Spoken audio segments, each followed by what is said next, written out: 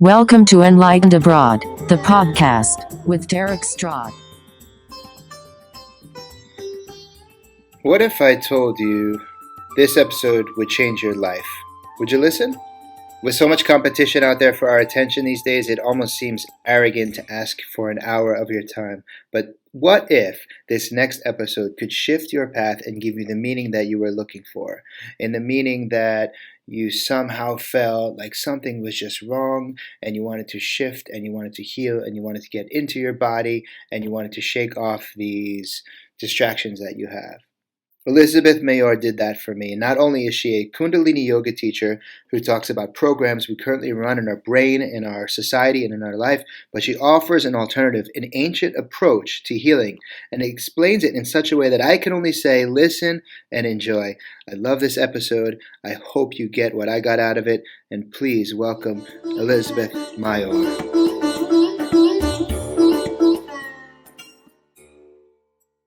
Welcome to Enlightened Abroad. Thank you for having me. It's my pleasure. Thank you for trusting someone you didn't know to interview you and talk about your life. Yeah, why not? Yeah. When I called you and we talked about this episode, you said that something interesting about social media and how it was challenging for you or something like that. Did you? Yes, I mentioned that. Explain it to me. I don't want to put words in your mouth. What did you mean? It's not challenging. I just feel that it's a lot of time, precious time I wasted, for really watching, listening, or posting irrelevant stuff. So having a good discernment, that's what I feel it's missing. We are learning while walking, like with everything else, right? Phones are an incredible tool, but then for what you use it, how long you use it, Facebook.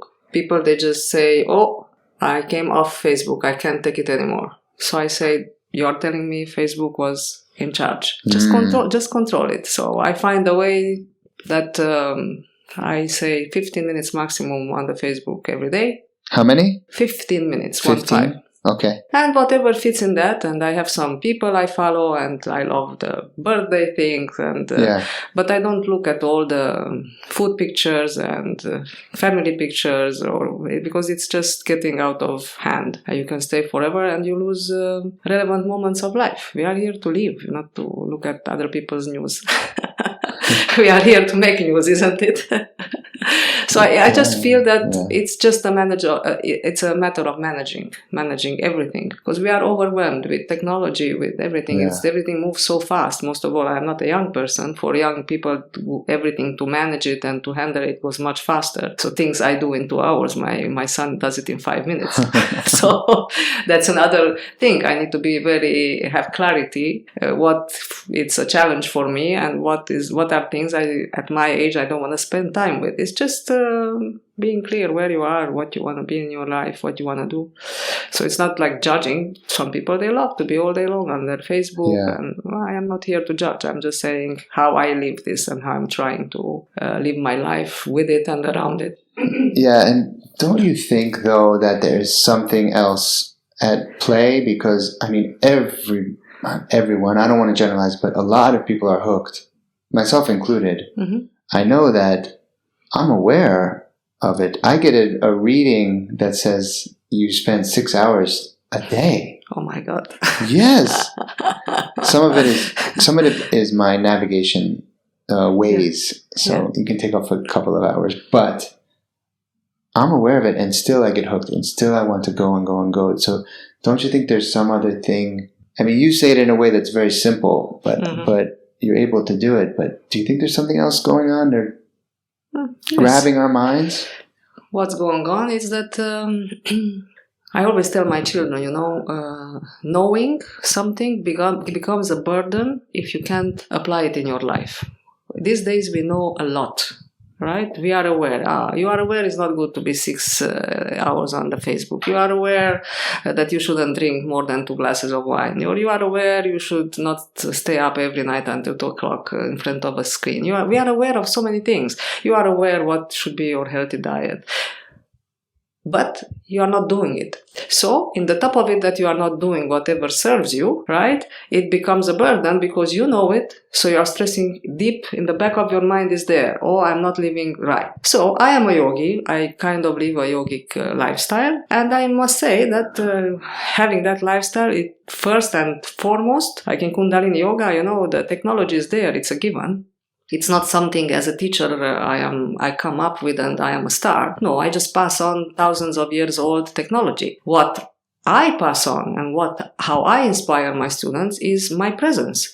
And my presence needs to be worked on. And I work on it every day. And while you are working with yoga, discipline, discernment, just naturally come back into your life. You start really realizing that you can just get rid of the things that don't serve you. Yeah, life is very precious. We are here to really all make a difference. Every single one of us is very important. We all hold a unique piece of a puzzle. How, even when the puzzle is done, if one piece is missing, how it looks like a big hole, right? Yeah, you're searching the floor for that lost piece. Exactly. So each one of us is very, very precious. And honestly, in one way, my mission lately is really to tell people that, to empower people, to tell them that you are not irrelevant. Every single one of us is very important. You come really to grasp that, you will start kind of changing bit by bit your life. And ironically, we have to use the internet to tell more people. Yeah, no, well, it's an incredible tool. That's how we get connected. Never ever humanity was so connected like these days and so fastly. 20 years ago, if you tell me I can just see my mother on Skype, not in Dubai, but if I can see my mother on Skype, I will tell you, you are a dreamer. Look at us. So it has a lot of benefits. It's just how we learn to live with all this wisely. Yeah? Yeah. And were you always like this? Like what? So 60 years old? Were you born at 60? You're speaking in a way that's, you have some clarity around these ideas, and I can feel a very calm presence. Yeah. But did you arrive at this through some events?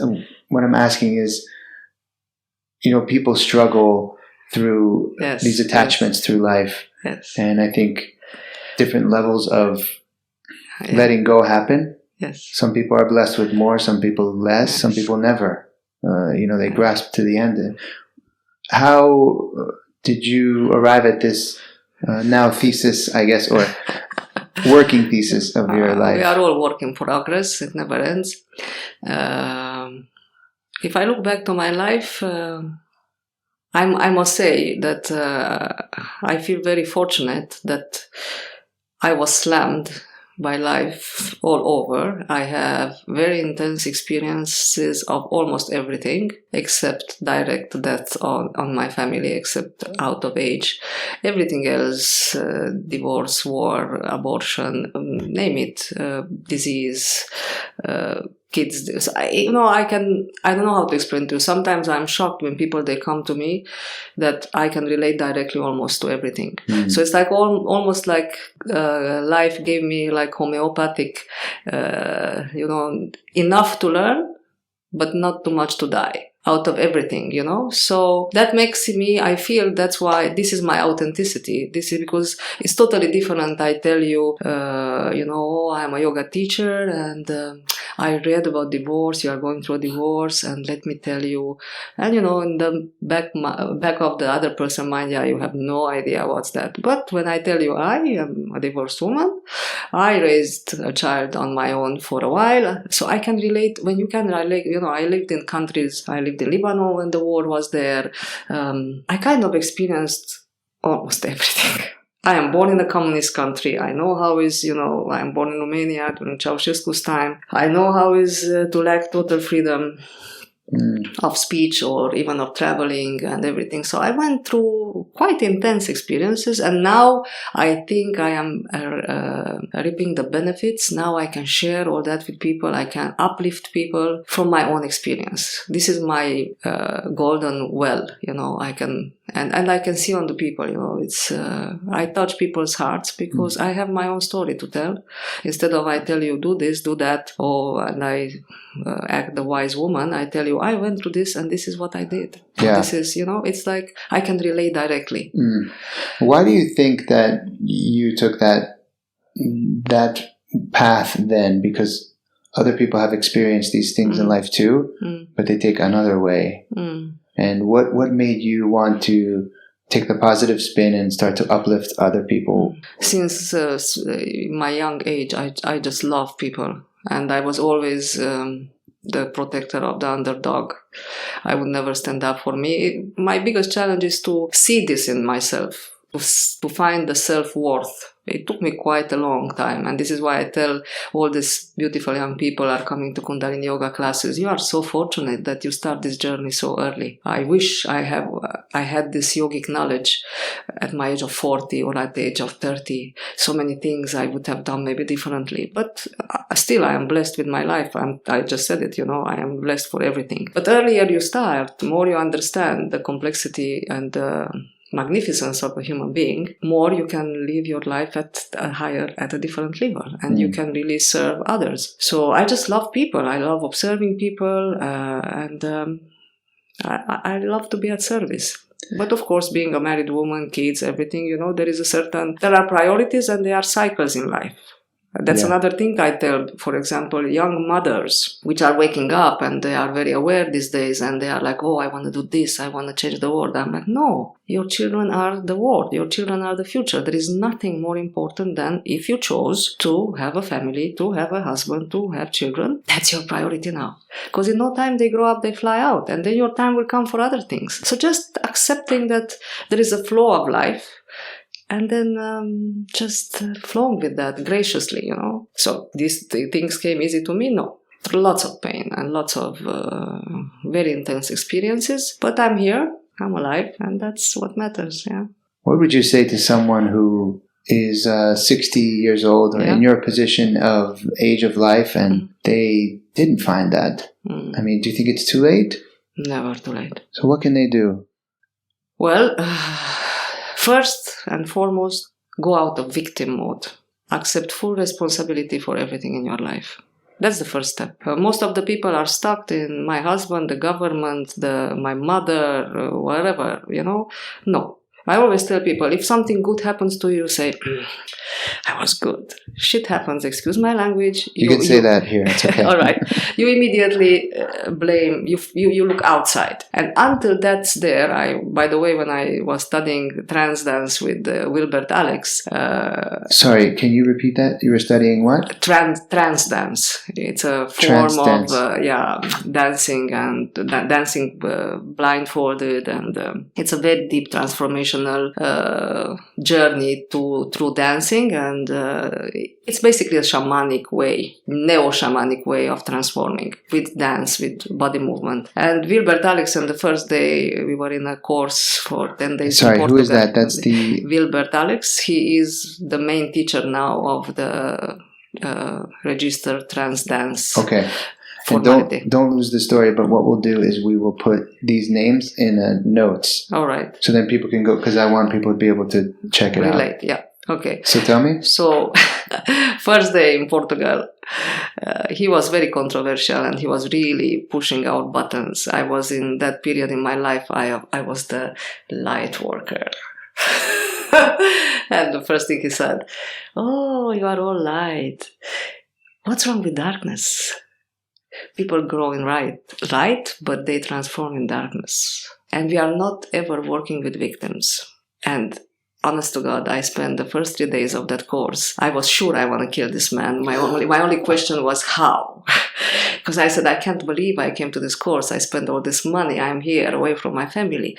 How? He says we should help everybody. And then on the 4th day, I had a moment, where I looked, my life, I went back and I just realized how much time I wasted with people. They were not in the position to want to change. You see that, wow, it's so easy. Oh, this person or your loved one, family, one friend suffering, and you see it very clearly. You just need to go that way down, or just, get out of this relationship. And you spend so much time of trying to inspire them, help them, and there is a huge resistance. And they will tell you, oh, no, it's him, who, he.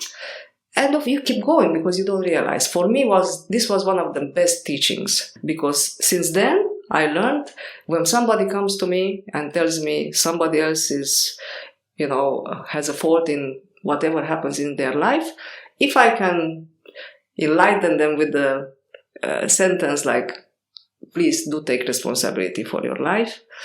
Okay, if not, I just know I have no job there, because they are not ready. Whatever you tell a person in a victim program, they will not listen. They are not ready. And you need to honor that. Sometimes people, they want to stay, like they say, don't be a healer. You have no right to heal nobody, because maybe out of ignorance, you might try to heal somebody from something is healing them. So you may have cancer, because you need to, as a soul level, you need to go through that experience. Teach some family members. A what level? At the soul level. Soul level, okay. Soul level. We are all here free spirits, right? Yeah. Multidimensional spirits experiencing human life, not vice versa, right? So everything, we are here to grow, to evolve, to learn.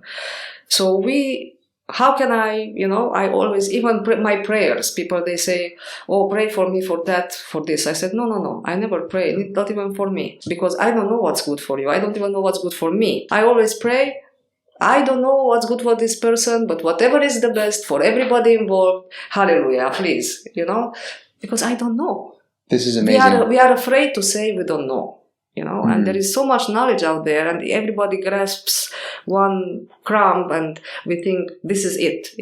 There is no such a thing. This is it. So what you just said, I'm going to summarize a bit. Tell me if I got it, because that was really mind-blowing for me, because I try to fix people all the time. You can't fix anybody. Because because you don't want to fix yourself. Right? It's so much easier to be busy with others. You're so right. You just reduced me to rubble. No, you're right, because it's much easier to say, this is your problem, you need to do this, right? Yeah. But what you just said was that maybe that pain you notice them going through is exactly what they need. Something like that, correct? Yes, exactly. And so in a sense, by forcing them to heal, you're actually robbing them of their experience. And anyhow, you cannot force it. You are just wasting your time and your energy, which you can invest in yourself, by the way, always. Okay. Always. It's not about me. No, but you're right. And I've realized that too. And this topic has come up before on this podcast with Nagora as well. And when they're ready, they come. And can you tell me again what the man in Portugal said to you? Something about light? You are the light worker? No, because we were all in this stage of, we are special, we are unique. Yeah. Because we are just waking up a little bit faster than others. I see. Whatever. So he noticed that on us, So he was challenging that on us. I see. He said, on this planet, half of the day is sun and half of the day is moon. There is darkness, there is light. Ignoring the darkness, and the fact is that when he said people, they transform in darkness, it's exactly what I was telling you about my life. I transformed through, like the diamond, goes through pressure and heat and whatever, and then you come out of there. Most of the people, they are healers and they are incredible spiritual workers. They went through incredible initiations, incredible experiences, losing their children, which is probably the hardest you can have. We don't even have a word for that, You lose your husband, you are a widow. You lose your parents, you are an orphan. There is not even a word in our vocabulary for somebody who loses their own child. So we go through a lot of stuff, and like they say, what doesn't kill you makes you stronger. It's kind of it's trivial, but it is true. And the Kundalini, you think, was essential for you? Oh yes. Why? Because it's fast track. Fast track. Oh yes. I see everybody, not even the ones that dedicate themselves as much as I did, because for me, what changed my life health-wise, it was Hatha Yoga and discipline. And because I worked many years in corporate, I'm a hotelier, overworked, totally neglected my body, and then when I stopped, everything came out. And within 2-3 years, my health went down the drain. I went from one doctor to another, many health issues. And I said, well, I have a quite young child. My son was 6 years that time. I need to decide. I just keep going downwards, or I put myself together. And I said, okay, let me try yoga. And That was Hatha. It was Hatha, yes. But I was really disciplined every day. And that was something I could do without disturbing my family's life, because I would wake up 5 o'clock in the morning. By 7, they were awake. They didn't even know what I did, but I was ready to go. And I fixed my thyroid, my knee, my spine, name it. You fixed it with Hatha yoga? Yes. Did you change your diet too? That comes naturally, by the way. Doing yoga naturally, I didn't press it, but slowly, lots of things faded out. Yeah, I don't believe that you can force something upon yourself. It will just backlash, right? Whether it's diet or anything. I always say start with baby steps. Do something you enjoy. You do something which you feel results as quick as possible, because then you are motivating the mind to be a partner, more or less. Yeah, and then baby steps. Whether it's diet or people, they say, oh, from tomorrow I will do 1 hour yoga. I said, you will never do it. After 3 days, your mind will tell you, are you crazy? Why you do this stuff? La, la, la, la, la. You listen to this old lady. She's crazy. Just do something else. But if you start with 10 minutes, maybe dancing, maybe walking on the beach, or yoga, and I'm not saying, just find something you enjoy. It's important, that you have a motivation factor to keep the discipline and to keep it every day. That's how you reprogram the mind. And going back to your question, for people my age, it's a program. And this is we have a lot of programs coming from our upbringing, culture, religions. Most of our religions, they have it very strongly. You must take care of your parents. Now, anywhere you go in nature, when I'm confused, usually I go to nature. Yeah, nowhere an offspring, after learns to fly or survive, goes back to the parents.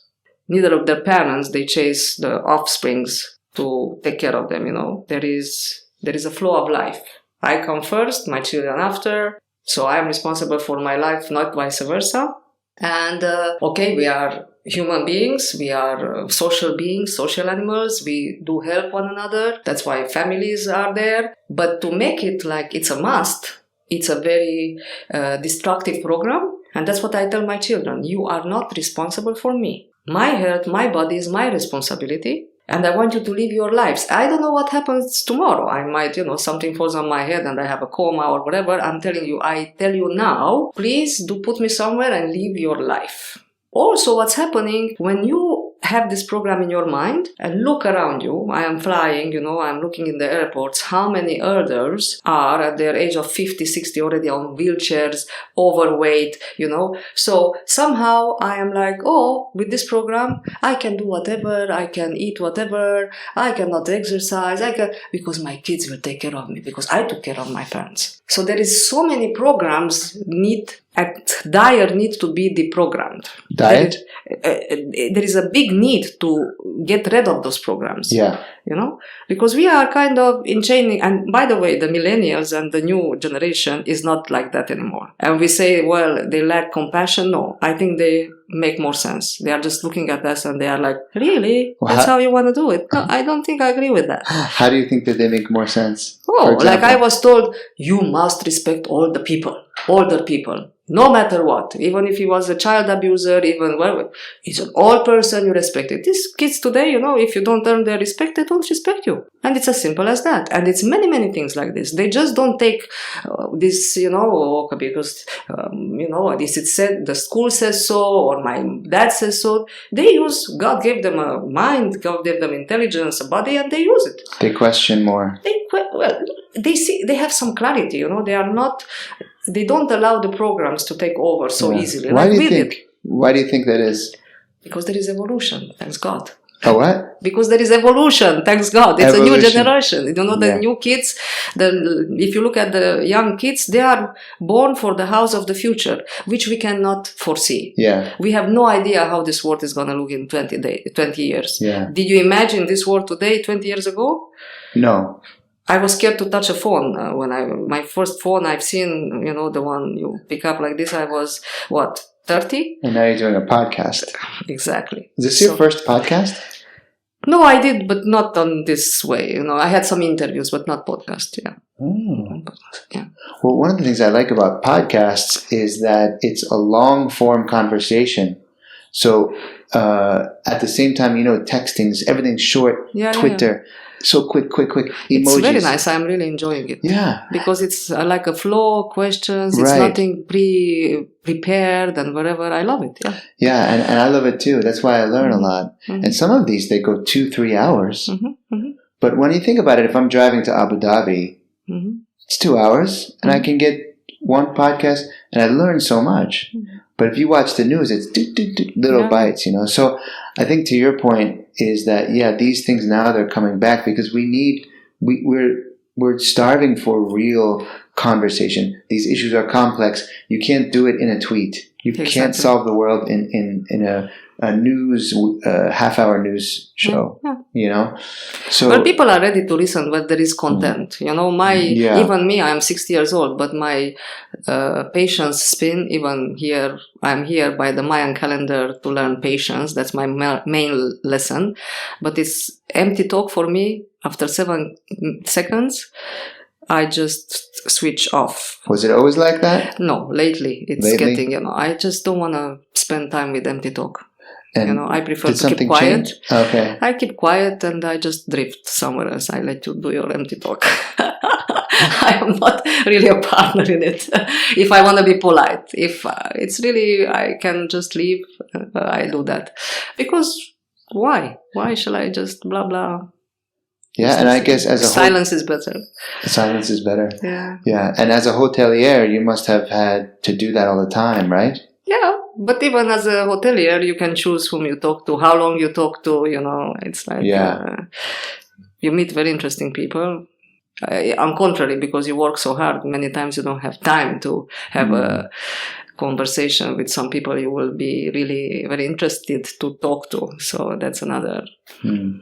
What were some of the things that happened to your body? You said your knee, your spine, your thyroid, and then it all cleared up for you after yoga? Slowly, not suddenly, yes. Yeah, and what were some of the things that you were told to do to fix that from the medical field or other people? Very good question, because I have quite a unique experience in this too. So it all went from not being really a person exercising, taking care of myself. I was very overworked, let's put it this way, workaholic, managing lots of people, working very hard. Did you say workaholic? Yeah, I was. But it was kind of necessity. For a while I was raising my child alone. So, but that's again, this is again a victim story, right? Necessity. It's very, how shall I say, depends. I could have changed it. That was my choice to live like that, right? So when things, they got in a way that I married again and we were moving internationally and then I stayed home with the kids,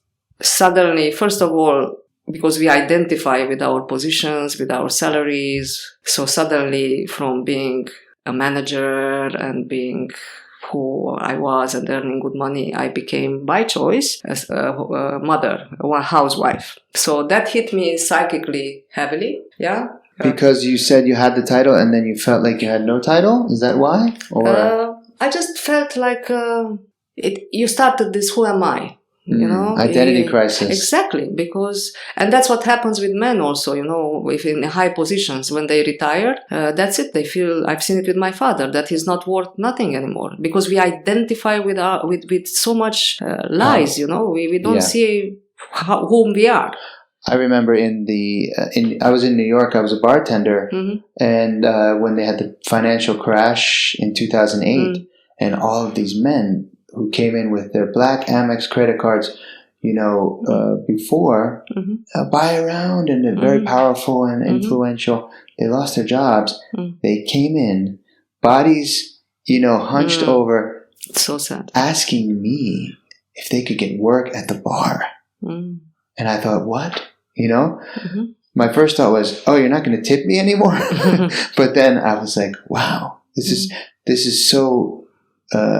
it was sad, but also in a way, learning experience. Yeah, I realized, wow, how I was thinking about it was I was less than them, and then I see that switch. It was just how quickly the identity was wrapped up in the title. No? Know what you're talking about? Yes. And so then as a mother... So suddenly, I needed to just learn to live, first of all, like a woman, because that's another thing. Yogi Bhajan, the teacher of Kundalini Yoga, he said, after woman is only God. Every man comes out of a woman. Every man is nourished by a woman. Every man is loved by a woman. And if men are the way they are, well, women need to change. Men are there to please us, to love us. But if we don't know what pleases us and what we want, men, they can be very confused. So we need to put our act together as women, have clarity. The war is over. We don't need to anymore. We are more or less in most of the countries shoulder to shoulder with our men. And it's time now to find the right kind of loud. It's like still speak your truth, be the strong, educated woman, but have the compassion and the love, which comes with a woman. Because men, they need support. You cannot, we are castrating our men. You put him out there to go out and hunt and work and bring security to the family, while at home you are nagging that he's useless. It's just terrible. We cannot do that. It's very difficult to be a man. I wouldn't be a man these days, honestly. Yeah, there's no initiations in manhood. No, you're right. It's because, fathers would, back in the day, take their sons to the fields and teach them how to grow and be men. And now the fathers go to an office, and who raises the son? And even, it's not about raising, all role models are crumbling, right? You cannot behave today with the woman today how your grandfather or your father behaved with your mother or grandmother. Because the woman changed. So men, they are looking around for role models or for what to do. There is no recipe. So the recipe needs to be given by woman. How you raise... I raised my son from little child. I said, every woman is a queen. If you want a queen beside you, you behave with woman like with queens. Guess what? He's having difficulties finding a partner. All girls, they get scared when they are dealt with like with queens because they are not used. They were abused all the way. There was relationships where a man didn't care about them, whatever. And then my son opens the door and takes them home and calls the father to introduce himself. And he behaves like a gentleman and then the girl is like, I can't take this. And it happened quite a few times because in order to behave with somebody like with a queen, she needs to be aware that she's a queen, which she is, but she was never told that she's a queen, right? So it's very interesting, I was like, did I do wrong raising my son like this? But eventually he will find... Yeah, that's a really interesting question. I don't know, because obviously you don't want him to treat them like dirt, so he's doing the right thing, but... girls are not used to that either. It's like they say, they always... because all these young men are lost, like they were not... It's very difficult to be a human being these days because everything is out there, and that's how the schooling system will change. It's not going to be anymore. In the Scandinavian countries, they are removing academically the subjects because they are not going to teach kids anymore subjects. They will not spend time and salaries for teachers to teach you something you can find in the Google. They need to teach you how to look for what you look, how you discern information, values, so many other things which those are the teachings because you spend 20 years in the school and nothing relevant to life is taught these days, I saw something very sad. Yeah, I saw something the other day. It said, so you mean I learned cursive for nothing? Cursive, the writing script. Yeah. And it's like, but also on Google now, I noticed my Gmail, I start to type. Have you noticed this? You start to type and it finishes the sentence for you. Mm-hmm. Have you noticed? Yes. So I'm like, I didn't want that sentence, but then I just click tab because it's faster. Why are we even learning to write sentences anymore? I mean, it's like blowing my mind. I don't know. Very interesting times. And this is why that's also Kundalini Yoga. Have a strong nervous system. Have a strong glandular system. Keep your health. Stay in your body. So you navigate through these times. So you can help others. You can uplift others. If you go down the drain, health-wise, the medical system is not there yet to really support you in a constructive way. It will come, and that's going back to your question, what happened with me, when I was getting sick. You have a great memory. It was, because I don't like to drop.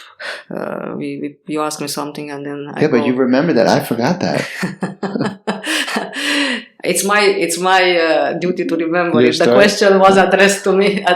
We can go with the flow, but yeah, because I think why I want to talk about it, because it's very important if anybody from the medical field or somebody sick listens to this. So we were living in Prague that time when I stopped working, and things, they were getting really sour for me. And basically everything starts in the psyche. So I stopped working. I remember myself, first time I went to a supermarket and somehow I couldn't pay with the card, which was, my husband's card, where I was used to with my cards. And that could have happened with my card also, but it's because I didn't have any more my card. It was on my husband's name, the bank and everything. I remember the rage, and I remember calling my husband, you better never ever do this to me again, and whatever. So it was such a drama. I was going through all this, really, who am I? Who am I? Really, I was the Marriott superwoman manager, or who am I? Am I a mother? Am I a wife? And that really, in the top of having a neglected body, it really affected my health. So first thing, it started, and very interesting, I thought my thyroid was not working. I had this, and many women these days, they suffer with thyroid, by the way. So it's thyroid? Thyroid, yes. Why? And that has a reason. Well, it's the throat chakra.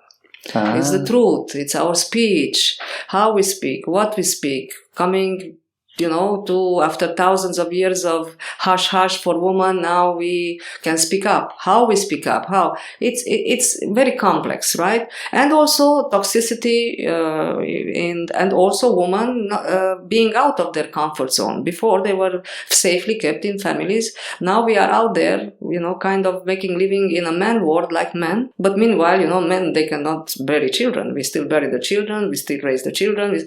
So it's very intense to be. More intense to be a woman. It always been. If you go to Africa in the villages, men, they are sitting on a chair, and women are plowing the fields and taking care of the children and cooking and fetching the water, by the way. And then probably in the evening, satisfying the man's wishes. So, what happened, my thyroid, and the guy told me, you have a perfect diagnosis, the endocrinologist, checking the endocrinologist, it's Hashimoto disease. I found out later that that's an autoimmune disease, that your immune system tells your thyroid to stop working. That time I understood that just my thyroid doesn't work at all. Okay, you need to take hormones. Don't worry. In endocrinology, there is one rule. Whatever goes wrong, stays wrong. Imagine the program. Yeah. So I believed on this. And then we moved to Lebanon. In Lebanon, doctors Lebanon. But then the doctors made you believe that if you had this issue, it would never get fixed. Never get fixed. So if your endocrine system is broken, that's it. That's it. And you believed that. Yeah, it was the doctor told me. Okay, and then the medical. And is it fixed now? Yes. Okay. But it's a very unique story, by the way. Okay, even in the yogic, even our yogic yoga teacher, he said, I'm going everywhere in the world. You should write a book. But anyhow, so I started taking my hormones because... You said Lebanon. Was that important? In Prague, I started taking the hormones, and then we moved to Lebanon. So, of course, I needed to look for my endocrinologist there because you needed to have regular blood tests that they can adjust the hormones, whatever. But they said, it's fine because it's the only hormone which has no side effects, which is true. They could isolate really the hormone which is produced, is thyroxine, which is produced by the thyroid, and it has no side effects. It's purely but of course, then the body says, oh, you are giving me thyroxine, so I will never produce thyroxine, right? Okay. Anyhow, my endocrinologist there looked at the approach because I had other health issues. I had an accident, then I was programmed for surgery on my knee, and then I traveled to learn a method in Belgium, and there I started yoga from notes. Every day in the evening I was anyhow in a hotel, studying. So I said, okay, let me try this yoga thing. It's not really my piece of cake, but I don't want to have knee surgery. And I was limping when I arrived to Belgium. After 5 weeks, when I went back, I cancelled already the surgery. Yes. Really? Yes. It took 1 year and something to put it back, but I didn't need the surgery anymore. But with my thyroid, because I started the yoga, I went to the endocrinologist, and we were living in the mountains in Lebanon. And I said, doctor, do you think I started doing yoga? Do you think that can help? So he looked at me, of course. He said, long time before, when we didn't have the thyroxine, what do you think we told people like you? We told them, go up in the mountains, fresh air, calm down. He said, you are in the mountains, you are doing yoga to calm down, just come back every time we do the tests, and we will reduce slowly the thyroxine. And within 1 year and a half, we reduced it almost to zero. Already the last 20 grams, I kind of managed it by my own, because I would feel when I need to take it, whatever. And I am off thyroxine now 8 years. So when I was on our yoga course, the teacher was saying, yoga can heal everything. The only thing I never meet anybody is the thyroid. So I went like, sorry, my thyroid was healed like that. But I needed you see the difference between the doctors? One is telling you, this is it. And the other one was like, yeah, go on, let's check it, you see? And we are moving towards that. That's where modern hospitals will be doctors, allopathic doctors with alternative medicine working hand on hand. 80% of the surgeries, they should never happen. There is so much can be done with alternative medicine. And many open-minded doctors, they start educating themselves in alternative medicines. Like when I went to India, all the Ayurveda doctors, they do study allopathic also by law. They must study, right? Mm-hmm. So it's not black and white. It's not, if you broke your leg, I need a doctor to, or surgeries or whatever. Doctor, medicine, as it is allopathic, it's needed. But it became the new religion, you cannot question them. You cannot even ask why they want to remove an organ or cut your nose or your ears. It's just taking back that responsibility, that your health is your responsibility. It's not the system, it's not the insurance. Even the insurance, it's like, I have insurance, I can get sick. Really? Why do you think that we blindly trust this, I want to say profession, but this system of medicine? Why do we just go with that? We don't trust. Many of us, we are quite, aware, but that's how they are trained. When really you have a big issue, they hit you with a diagnosis. I just heard a terrible story yesterday, but I don't want to say it here. Okay. How here, where we are, what things they happen, how they kind of force people into surgeries, telling them, no, we cannot wait for the next test. You must do it now. You're going to die. So fear. The element of fear makes you a zombie. You are in the machine. That's it. Mm-hmm. You are afraid. And even some people, I've seen people were not even afraid. And the family is like, you cannot do that, you die, whatever. They push them back into the system. So you need such a courage, such an awareness to really have the strength to say, no, I did this to myself. Well, even if it's cancer, even if anything, I can fix it. Nobody did. If I am born healthy by the will of God, then you see people at 40, 50 falling apart, other at 80. Look at Japanese, how they live, they live until their age of 90, very active and beautiful lives. But look how they value life, how they approach life, how they approach every moment of life, how they approach each other, the respect. It's a nation which really, for so many things and in so many ways, inspires me. Yeah. So Japan. Yes. There's something special. So it's just programs. We are programmed, and if you become aware of those programs, you can take them one by one and dismantle them. It's your choice to don't accept them, believe on them, go on with them. And you need courage, because sometimes you need to face friends, families, which is out of goodwill and because they love you, and they are still in the old program, they want you back in there. What this program, the bigger question is why? Why, when it's so simple, this dirt grows food, our poop creates more food. Yeah. I mean, the water comes from there. That's really all we need. Mm-hmm. Why do you think, we're not going to solve these problems today, but your opinion is, why is this program in place? And who gains anything from this? It's just, what's the purpose? It's a big question, and I don't want to go there because I spent too many years on researching on that, and there is so many theories. It goes back to the free will of humanity. And our free will was quite manipulated in many, many ways. Why and by whom, that's all kind of stories, and it makes no sense. It just creates confusion, and I was confused for a while. And like in Kundalini Yoga, we say, why bother about that thing? Show people how to change. Show people how to move on. We can talk forever why we are where we are. Okay, we are where we are. How we move out of here? So it doesn't help us. It's like, if it itches me somewhere, keep on talking about why it itches me and how long it's gonna itch me and how this is started. Doesn't help me. I need a remedy to don't itch anymore. We really need to focus on, okay, we are here. It's obviously because of our choices. Whether it's, they say, even in my country, they say every country deserves their own leaders. Look at what political leaders we have in the world. It's like, it's kindergarten. You look at the news and you want to laugh, cry, whatever, but you cannot take in serious. And this is why the young generation doesn't really care about politics. So if the youngsters, they are not supporting the system, it will fade away, obviously. Like the armies, right?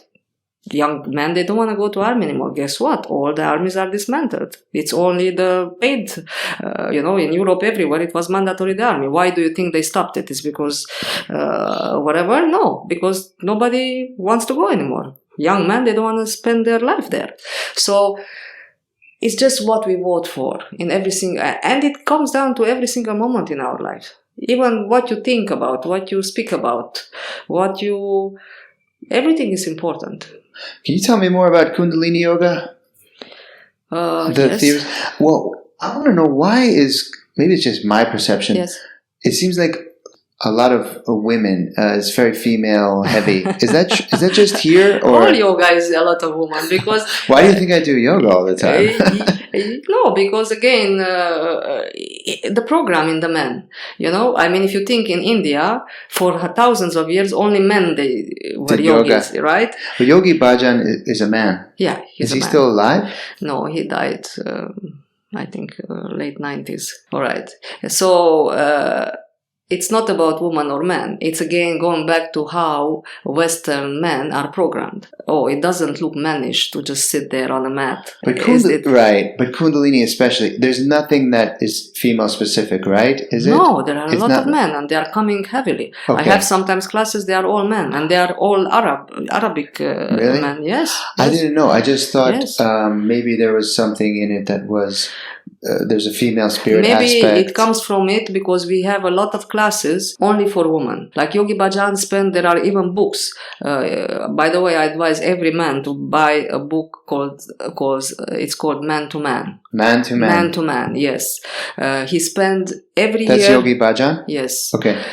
He spent every year in New Mexico 1 month with women in woman camps. Remember, because he said if your family wants you to be the one who holds the family together, they should create this time for you. You need this time to learn about yourself, to grow, to rest, to charge from one another. Because womanhood is a very powerful, always through the history. Women, they gathered and they were together.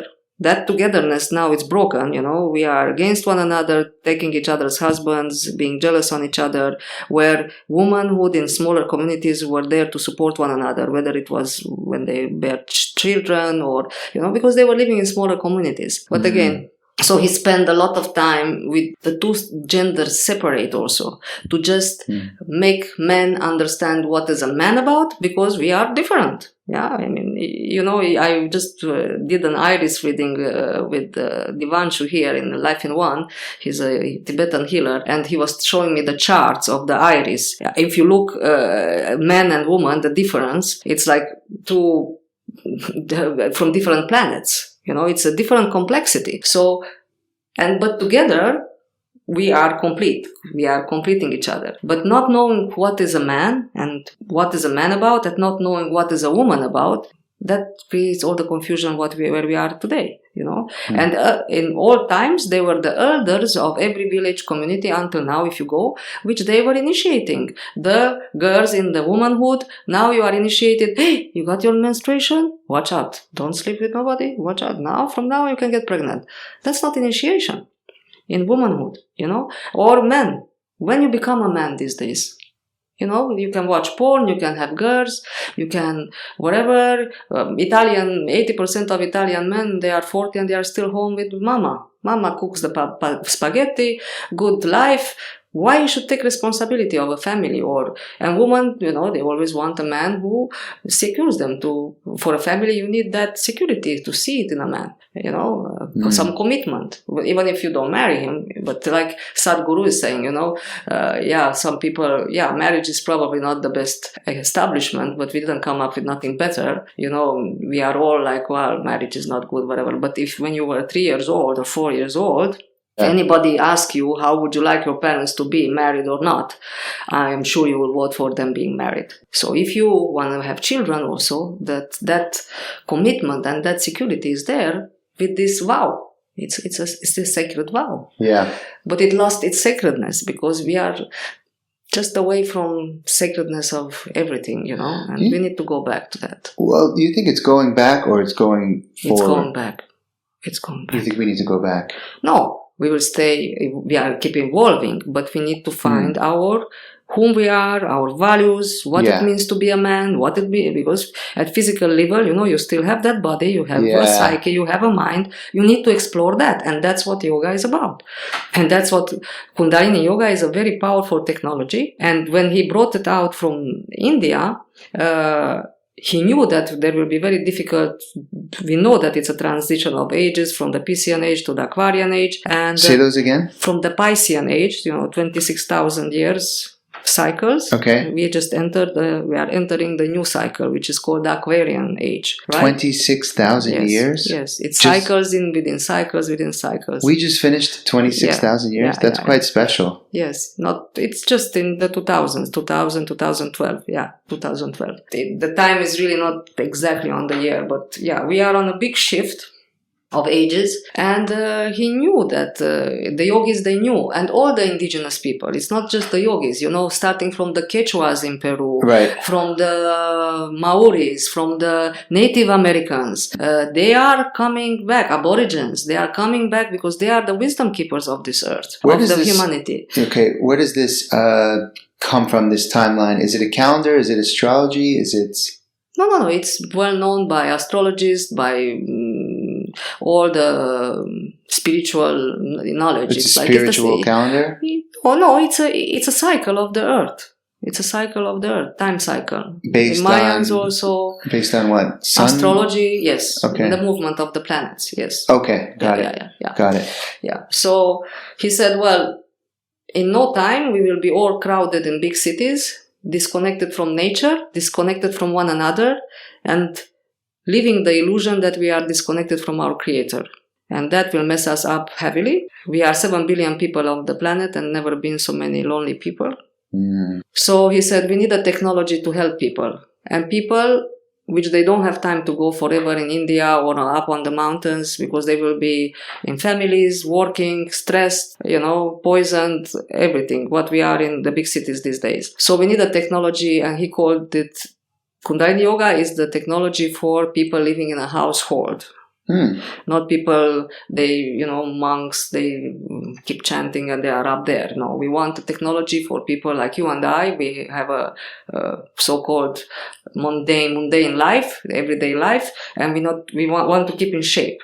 Okay, so I feel after Hatha Yoga, this is like a fast track. I see people transforming, even the way they look, even the way they sound, if they keep with the practice. And the potency is there for many reasons, but also yoga, in this particular yoga style, we use in 1.5 hour class, we use all the elements of yoga. So yoga is pranayama, is breathing, is postures, is meditation, is relaxation, so in 1.5 hours, you kind of have everything. and very powerful technology. So no matter where you are in your evolution, you will benefit, and you will start feeling immediately that something is shifting in your life. So then you will be motivated for more, and then you will shift more, and you will shift more, and it never ends. That's the secret. So there is never an arrival point. It's a beautiful, and this is why yoga is fantastic, because you don't need nobody to come and tell you how great you are, and this helps you because you feel it. Just your experience of feeling, oh, today I slept better, or today, oh, this didn't trigger me like yesterday, or oh, my digestion is improving, or oh, I went to the doctor and he's telling me, oh, look at these tests, or whatever, so many things, they start shifting. What better motivational factor you want than that, we always tell people, don't listen, come and try it, see how you feel after one class, after second class, see how you feel. This is not a belief system, it's not a religion, we are not a sect for people they think we want to be special. No, that's also technology. And you're teaching yoga, Kundalini Yoga here? Yes. Okay. Yes. Did you do the teacher training here as well? Yes, in Dubai. Yes. And how long have you been the teacher? It took us 2 years to be certified. It's called PhD of yoga. Really? Yes. Why did it take? Because lots of things to study, exams, assignments, and first and foremost, you need to work on yourself. Okay. We had a lot of assignments to be done, and journals to be written, and there is a lot of before you get certified. It's not a certification they give easy. And a lot of people, they don't even get certified. They just go for the course for their own personal development, and I always tell everybody, it's the best. If you can go for you need to look at the teachers, at the lineage, because, we are on planet Earth. There is everything and everything. Check out the teachers. We are very, very lucky here in Dubai. We are getting the best teachers. They really transmit purely the teachings in a very crystal clear way. And I tell everybody, if you can invest, it will be the best investment you ever did for yourself. Go for a teacher's course. Really? Yes. Wow. Yes. Okay. And so far, everybody I told, they are coming and thanking me. And you don't need to become a teacher, but you will, because you see how much it helped you. You want to pass it on. Even if you don't teach in a yoga studio, you will teach your mom, you will teach your brother, you will teach your friend, because they are such an incredible, fantastic teachings about whom we are, that you want to pass them on. You will not keep them. It serves you. You will not keep it for yourself. You will always have people you love, which they are in need of that, right? Seems like it's way more than just yoga. Kundalini Yoga. It is yoga. There is a lot of things they call yoga in the West, and they are not yoga. We have sweating yoga, this yoga, dancing yoga, laughing yoga, which is okay. Probably don't call it yoga, but it's fine. What is the main thing you've gotten from Kundalini Yoga personally? Oh my God, too much. Too much? Too much, yes. Top 5? Top 5? Balance. Balance. How so? Like physical? Everything. Everything. But most of all, mental. Mental balance. Yes. So many things in my marriage, in my relationships. I was quite good in my relation. I love people, so I have good relationships because I always want the best for everybody. That was not a challenge, but my lack of balance and my lack, again, going back to responsibility, right? My lack of self-worth, my lack of so many things really affected my marriage, so I started shifting. Everything shifts around you. When you change, the world changes around you. Voila. I would love to talk so much more about it. I think we're at a good stopping point. Mm-hmm. What do you think? Yeah, fantastic. Anything else you want to talk about? Where can people find you? Life in One, and your 15 minutes of Facebook that you do a day, but if somebody, I have Facebook, I have email, I have but I am on Instagram. I never use. Okay, you don't use it. So if someone wants to find you, the best thing is go to Life in One. Life in One, yes. Or maybe if we could do an email or something after, I can write it down. Is that okay? Yeah, email or even Facebook. I don't post about me, but I post a lot of very interesting things on Facebook. Whatever I can serve others. Yeah. In 15 minutes. I like that rule. Yeah. Whatever doesn't fit in that, it's not meant to be. Elizabeth, can you tell me your last name? Mayor. In Hungarian, Major. It's spelled major. Yeah. Okay. So Elizabeth Major, thank you so much. Thank you. This was Derek. not only a great conversation, but also a bit of a therapy session for me. And I think I'm definitely going to take your class. Yeah. And I'll consider that not training. Just mine. They are excellent teachers. Okay. Everybody does the course if they work on themselves. Because we just pass on the teachings, the teachings are there. We don't alter the teachings. So teachers are fantastic, not just myself. They are very good teachers here also. Thank you. Welcome. Thank you for listening to Enlightened Abroad. Have a great day wherever you are.